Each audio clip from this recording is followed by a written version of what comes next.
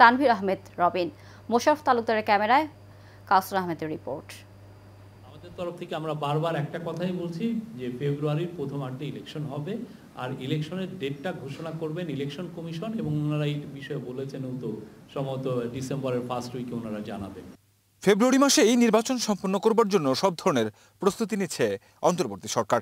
এই ঘোষণায় সারা দেশে যখন নির্বাচনের ঢামাঢোল বাজছে, তখন বিভিন্ন মহল থেকে আওয়াজ উঠছে নির্বাচন না হওয়ার শঙ্কা নিয়ে। তবে সেই শঙ্কা আমলে নিচ্ছে না বিএনপি নেতারা। যথাসময়ে নির্বাচনের জন্য প্রস্তুতি নিচ্ছেন তারা। চালিয়ে যাচ্ছে নির্বাচনী প্রচারণাও। আমরা ঐক্যবদ্ধভাবে এই দেশটাকে, মানুষকে সুন্দর একটি দেশ প্রতিষ্ঠা করে মানুষকে আমরা উপহার দিই। কে ক্ষমতায় যাবে, কে ক্ষমতায় যাবে না, সেটা পরের বিষয়। যদি আমরা ঐক্যবদ্ধ থাকি, কারণ নির্বাচন তো একটা প্রয়োজন আছে। নির্বাচন ছাড়া বিনা ভোটে সরকার কতদিন থাকবে? একটি দেশ এভাবে চলতে পারে না।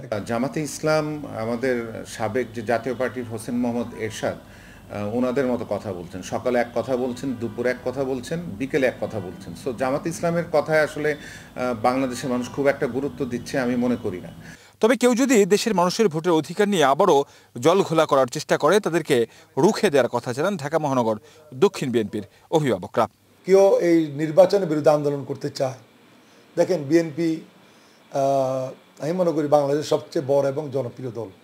আমাদের লক্ষ লক্ষ কোটি নেতাকর্মী আছে, সমর্থক আছেন আমাদের।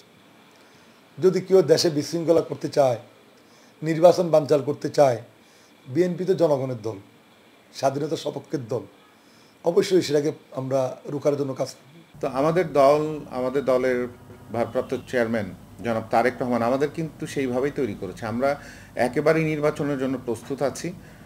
যদি নির্বাচনের কোনো ব্যত্যয় ঘটে, সেখানেও মোকাবেলা করার জন্য আমরা প্রস্তুত আছি। এবং সেটা শুধু ঢাকা শহর দক্ষিণ বলবো না, আমি সারা বাংলাদেশের নেতৃবৃন্দ যারা আছেন, এই বিষয়টা আমাদের মাথায় নিয়ে আমরা 5 আগস্টের পর থেকে আমরা দল গোছাচ্ছি। দেশের পরিস্থিতি বিবেচনায় কোনো বিশৃঙ্খলায় না জড়াতে সব দলগুলোর প্রতি আহ্বান জানিয়ে বিএনপির নেতারা শান্তিপূর্ণ নির্বাচন অনুষ্ঠানের ব্যাপারে সবাইকে সহযোগিতা করার আহ্বান জানান। চাই যে দেশের স্বার্থে, দেশের মানুষের স্বার্থে এই ধরনের উস্কানিমূলক কথাবার্তা বা কর্মকাণ্ড থেকে তারা ফিরে আসবে এবং নির্বাচনের জন্য তারা প্রস্তুতি নেবে। কাউসার আহমেদ, এশিয়ান টেলিভিশন, ঢাকা।